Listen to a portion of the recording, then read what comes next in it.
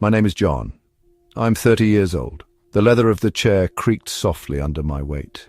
The psychiatrist, a man whose calm demeanor seemed perpetually etched onto his face, sat opposite me, a notepad resting on the polished mahogany desk between us. Sunlight streamed through the window, illuminating dust motes dancing in the air, a silent ballet accompanying our session. I shifted uncomfortably, the knot of anxiety in my stomach tightening. This wasn't my first therapy session, but this felt different. This was about the crippling fear that had begun to shadow my recent successes. "So, you're worried about success itself?" "Yes," I admitted, my voice barely a whisper. "It feels wrong, like I'm an imposter. Everything I've achieved feels like a fluke, a lucky break. I'm constantly bracing myself for the inevitable crash. This is a common experience, particularly for high achievers. What specifically triggers this feeling?"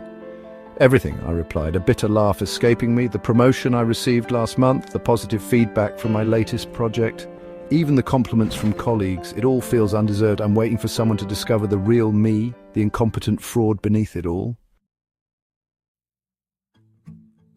"Let's explore that. You mentioned a promotion. Can you describe the situation leading up to it?" I detailed the weeks of intense work, the long nights fueled by caffeine and sheer determination, the meticulous planning and execution. I spoke of the challenges, the setbacks, the moments of self-doubt I had overcome. As I spoke, I found myself focusing less on the fear and more on the actual process. A strange sense of calm began to settle over me. "It sounds like you actively confronted considerable obstacles. You prepared rigorously, adapted to unforeseen challenges, and ultimately succeeded. These are not the actions of an imposter." "But what if it was just luck?" I argued, the familiar anxiety returning. "What if next time I won't be so lucky? Luck plays a role." "Undoubtedly," he acknowledged. "But consistent success is rarely based solely on luck. It's a combination of preparedness, skill, and seizing opportunities. Your actions suggest a high level of self-efficacy, the belief in your ability to succeed. It's the foundation of confidence." "But I don't feel confident," I insisted. "I feel like I'm constantly walking a tightrope, terrified of falling." "That fear," the psychiatrist said, "can be a powerful motivator. It can propel you to prepare even more meticulously, to anticipate potential pitfalls, to refine your skills further. It pushes you to over-prepare, to anticipate criticism, and to build resilience. Imagine a tightrope walker. Their fear isn't a debilitating force, it's a crucial element of their performance. It keeps them focused, attuned to every subtle shift in balance, driving them to hone their technique and maintain utmost concentration. Your fear, while uncomfortable, can serve a similar function." Think about your past successes. Did your fear lead you to work harder, to seek feedback, to refine your approach? Was it a catalyst for improvement? I paused, considering his words. I realized he was right.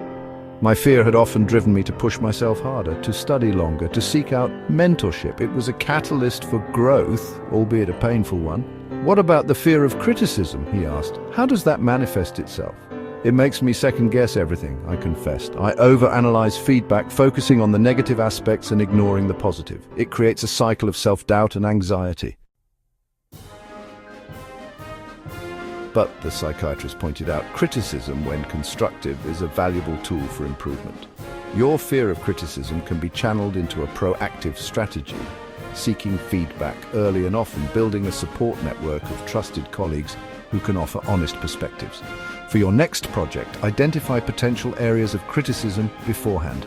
Anticipate those criticisms and proactively address them in your planning. This isn't about avoiding criticism, it's about preparing for it, neutralizing its potential impact." The session continued, moving through the complexities of imposter syndrome and self-efficacy. The psychiatrist helped me reframe my anxieties, turning them from these really debilitating forces into sources of motivation and self-improvement. He suggested journaling to track my progress, celebrating small victories along the way, and building a network of support to kind of counteract the isolating effects of self-doubt.